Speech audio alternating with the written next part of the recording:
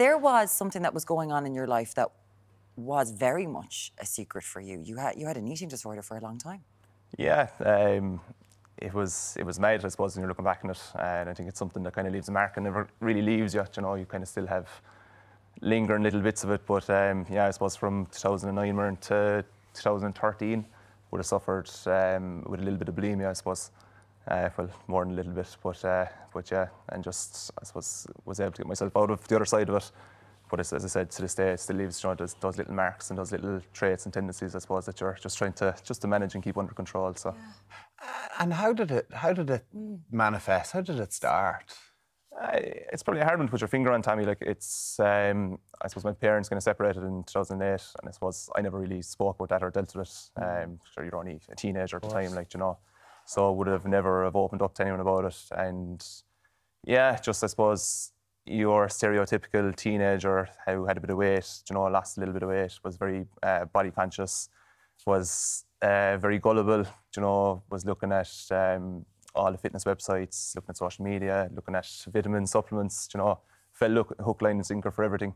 And I think just put on a little bit of weight then, well, more than a little bit of weight, and got to the point where I had that moment of realisation, standing on the scales one day and went, Jeannie Mac, I'm nearly 16.5 stone.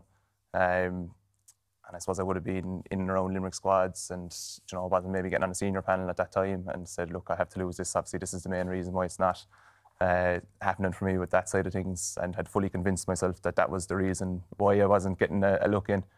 So yeah, I tried I suppose the tried and tested ways of losing the weight. It wasn't really coming off that quickly, and then just one day, just remember standing in the bathroom and just stick my fingers back my throat, and, you know, getting sick, and that kind of just snowballed from there. So. And what age were you at this stage, Barry? I was only, I suppose, 2009, I was, 19. So, 19 yeah, years old, so 19 you couldn't 20s. control the things that were going on in your personal life with your parents. Did this become something you could control? Was it something that was within parameters of, right, I control what I eat today and what I get rid of from my body today? Yeah, I suppose it was nearly like a coping mechanism of what was going on around, you know, that it was just something that you stumbled into, really. And then it just became ever-consuming, where literally you wake up first thing in the morning, you weigh yourself, you're standing there looking at the scales. Like, that number on the scales was going to dictate how you felt that day, you know. Like, you were going down to the bathroom at lunchtime, looking at it again after maybe eating, and you're seeing 2 or 3 pounds, or, you know, and you're there going, right, this has to go.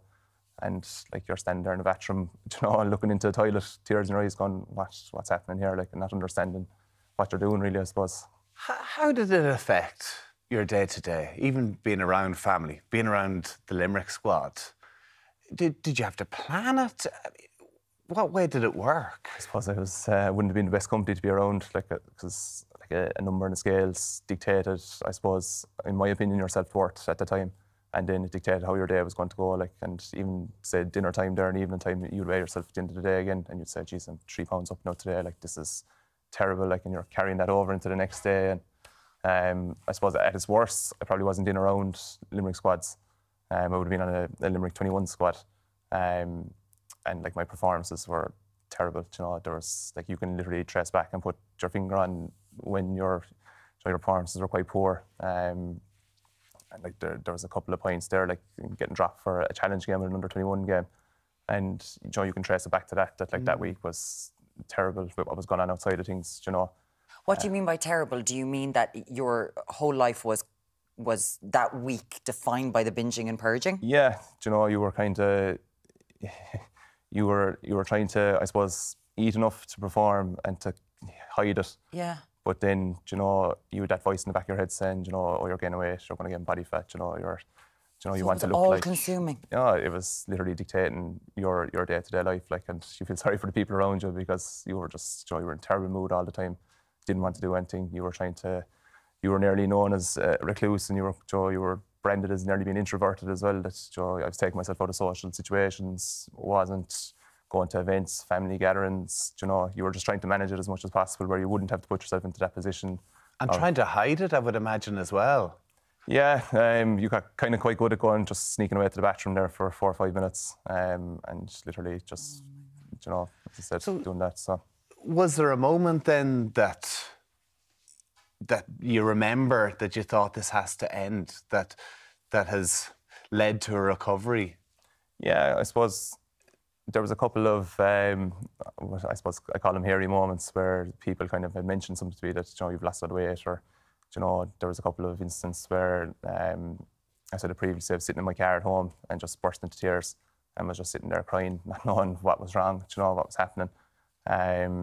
Kieran Carey had mentioned to me one time in 2011 in the gym session, he said, I hope that's the end of the weight loss, he said to me, and for me, that was okay, they're on to me, you need to cop on here now a little bit, I carried on, obviously, after that, and Tony Constantine, who would have been our club manager at the time, had said the same thing to me, he was, and I have so much respect for Tony. When I felt that he was on to me, I was kind of okay, this needs to just stop, so it kind of led to that, I suppose, Dr. Google, and going on to Google and just typing in your symptoms, typing in what you were doing, believe me, it was a thing that was coming back all the time.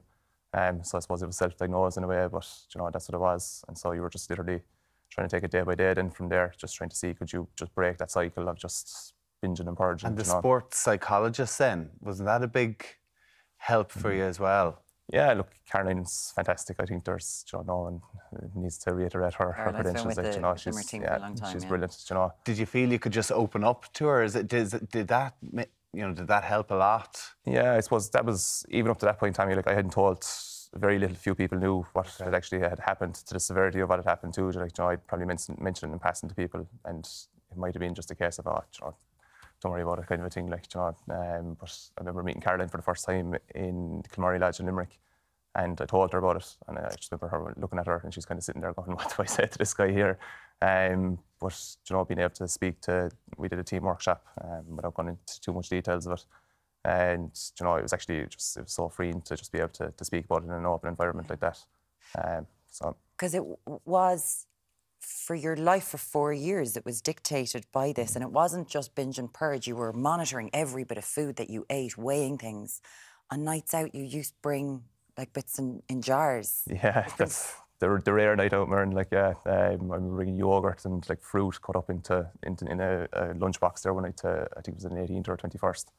But I suppose, look, the perception people had of me was, this guy's super healthy. Yeah. He's on inter-county teams, he's looking after himself, and it was just easier to buy into that from my side of things, that perception that he's just this super healthy guy that is looking after himself, and just live that narrative. And And you went, because I think, as you said, 16 and a half, going on to 17 to 10 stone. Yeah, it was for 10, 11, 10, 12, but again, the numbers, you were looking at down into 70 kilos, thinking this was a great thing, clothes dictated everything, buying small t-shirts, and you were getting into that small t-shirt. People tell you Puma t-shirts at that time were the big thing for me, the size small. Right. And if it ever went where the t-shirt was a little bit tight, you were, that dictated everything then again, that you were just making sure that fit, so.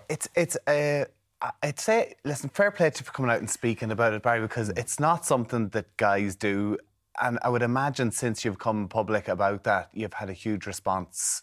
It's been mad, really, because it's all walks of life. Tommy, you've been in touch, whether it's through phone or through social media. It's been mad just to see different people from different areas of it, and that's from nutritionists that are in elite sports to your everyday Joe and Jane that have come forward to say that their daughter may be suffering with something similar, that it's affecting the whole family. They don't know what to do, So it's something that's quite common, but it's something it's so hard to speak about. And for something that people don't know what to do, what would be your advice? I definitely think speak to someone first that loves you and trusts. You trust them completely, because I've said it before, that my experience was definitely prolonged because I was too stubborn to speak to someone, and I was nearly embarrassed to speak to someone in a way too, because you were afraid of being branded as a problem, or that old Irish mentality of, you'll be fine, don't worry about it. Have a sandwich there, you'll be grand, So, but I do think, until you've experienced something similar, it is very hard to speak to someone that hasn't. As I said, when you don't know until you're standing over a toilet crying, what that experience feels like, and you're trying to convey that to someone else and that doesn't have that experience. It's very hard, So.